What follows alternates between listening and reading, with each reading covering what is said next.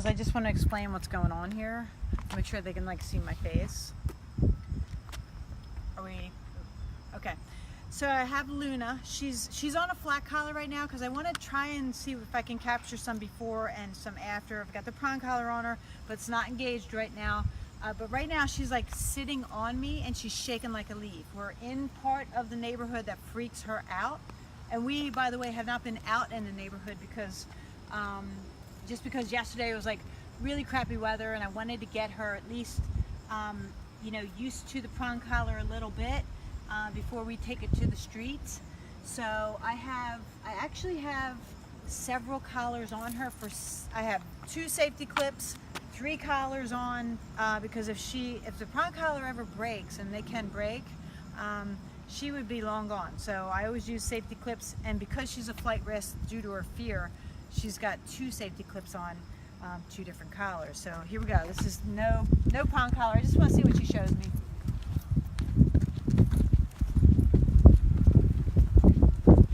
I might change direction. So see the tail tuck.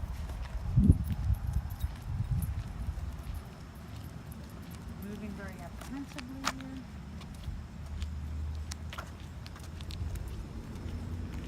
Here comes the truck.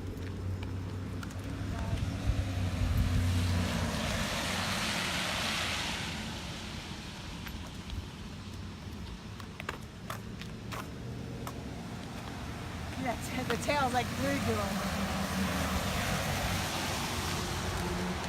I mean, this is really nothing because the first day that she came, she was just like pulling till she was choking herself out. So she's, this is not her worst for sure.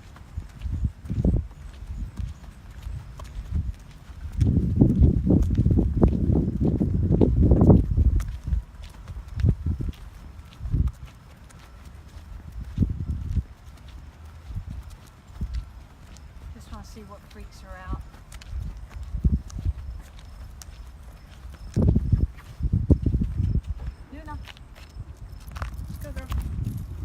She does this, like she'll go like just to hide, like go under you, or she's nearly tripped me up several times, like trying to go between my legs or just like glue herself to me because she's so afraid.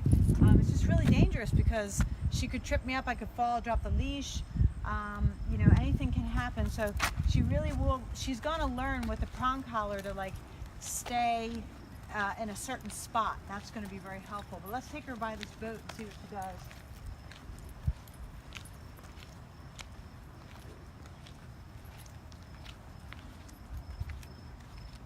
Okay, all right, so now I'm going to switch her up to her prong collar. It's already on her. Come here, babe. And we're going to just start to utilize the directional component.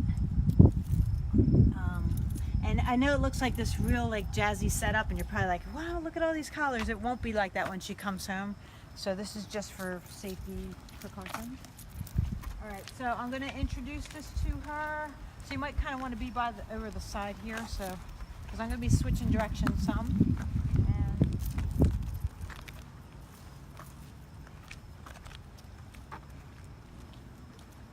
the goal is when you're walking with the prong collar, is she's by your side, a smidgy behind you, following you, not paying attention to oncoming traffic, dogs, people, cyclists, whatever freaks her out. She's learning to focus on me, and I'm going to transfer that skill to you when she comes home. So, heel, tell her to heel. She's still going to be freaked out by things, but the prong is going to keep her near me. And now I'm going to turn, a little pressure on, pressure off is how she's going to learn this. So pressure on, pressure off. When she resists, and she will, I'll probably post a video yesterday of us working. It was actually day 1, and so that was Saturday, and she was giving major pushback at the front door, and I just made her push through, and we just kept going, like just rinse and repeat, going past the flag at my front door, which was spooking her, and I guess everything else was too. But in doing that, she got past it. So my point is this, I know that she was, when she initially went on prong collar, she was resisting you. You have to push through that. You cannot let her tantrum. Think of it this way, even though she's afraid, when she knuckles down and is being like super scared and stubborn, think of it as like a tantrum. And if you don't correct the tantrum, she'll never get past it. She will never push through it. She was giving me all kinds of alligator rolls and shenanigans this morning on the prong collar. Guess what? I corrected her for it. She got through it, and here we are. So that's a little tip for you on how you're going to like get her past these things that come up, because when she comes home, she's still going to have fear, but she's going to know how to deal with it, and you're going to know how to deal with it, and you have to be able to push her through it. So nice and relaxed. The leash is pretty short. I don't want to give her 6 feet of leash right now. Like eventually you'll be able to, but if she gets spooked, she will take off and she could drag you with her. So that's why keep the leash nice and folded up nicely. And we're just going to keep walking here and see if this FedEx truck freaks her out. She notices it. You know, and eventually we'll be using e-collar to just, when she notices something, I'm going to use the e-collar and give a little, I'm going to hit and hold the red button. She's going to feel this tap, tap, tap, tap as I hold that. See that? But see what I did? The e-collar is also going to be your friend in this, because she's going to feel that, and it's kind of like a tap on the shoulder to say, hey, come on, let's move past this. Kind of interrupts the fear pattern. So that little bit of skittishness that she just showed, I just gave a little like forward progress with the prong. It's like, keep moving. I know you're afraid, but we got to get past this. We can't let her fear cripple her or cripple you.